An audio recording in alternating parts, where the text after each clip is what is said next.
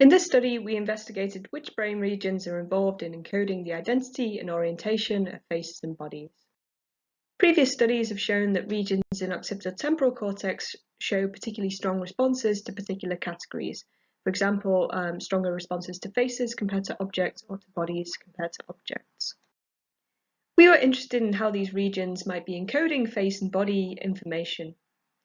Previous studies have shown that there are differences in face-responsive regions, with some regions encoding face identity in an orientation invariant manner, and some regions encoding face orientation.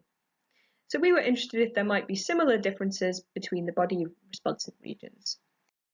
We were also interested if there might be regions that encode orientation or identity in an abstract manner that could generalize across images of the face and body.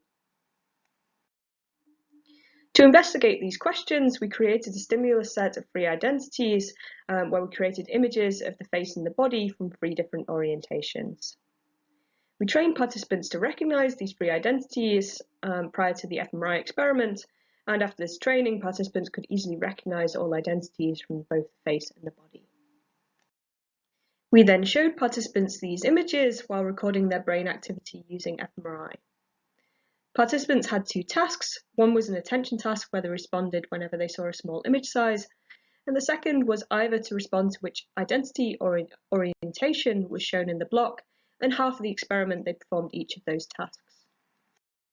We then performed decoding analyses to investigate how orientation and identity are encoded in the brain.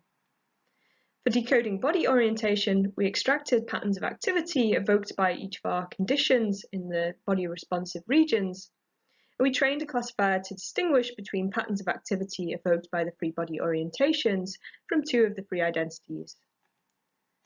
We then tested the trained classifier on its ability to distinguish between the 3 orientations from a separate dataset when people were looking at the 3rd identity.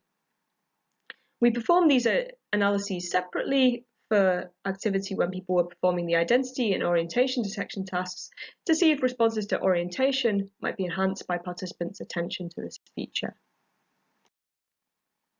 What we found was that we could decode orientation from the extrastriate body area but not the fusiform body area, and attention to orientation didn't seem to affect the neural responses. We then did the same thing but to see whether we could decode body identity. Here we trained the classifier to distinguish between patterns of activity evoked by the 3 different body identities from 2 of the 3 orientations. And then we tested the trained classifier on its ability to distinguish between the 3 identities, again from a separate test dataset and from the 3rd orientation. So there had to be some sort of generalization across orientation for successful decoding.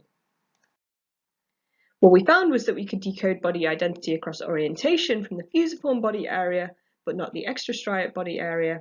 And this was only possible when participants were attending to identity, not when they attended to orientation. So what these 2 findings show that there's a distinction between the brain regions encoding body identity and body orientation. And interestingly, body identity responses seem to be enhanced by intention, but body orientation responses seem to be not affected by the behavioral task. We then investigated whether there were brain regions that encoded orientation or identity in an abstract manner. For orientation, we trained the classifier to distinguish between patterns of activity evoked by the 3 body orientations, and then we tested that trained classifier on its ability to distinguish between patterns of activity evoked by the 3 face orientations. And we also did this vice versa for training on faces and testing on bodies. We found that we could decode orientation in a stimulus-independent manner in an area bilaterally in the posterior occipital temporal cortex. We then did the same thing, but for decoding identity. And here we found that only during the identity detection task, we could decode identity across face and body from a network of brain regions. What these findings show is that posterior occipital temporal cortex seems to encode orientation in a stimulus-independent manner, and a network of brain regions seems to encode identity in a stimulus-independent manner. Finally, I'd like to thank all the people involved in this work, and please get in touch if you would like any more information.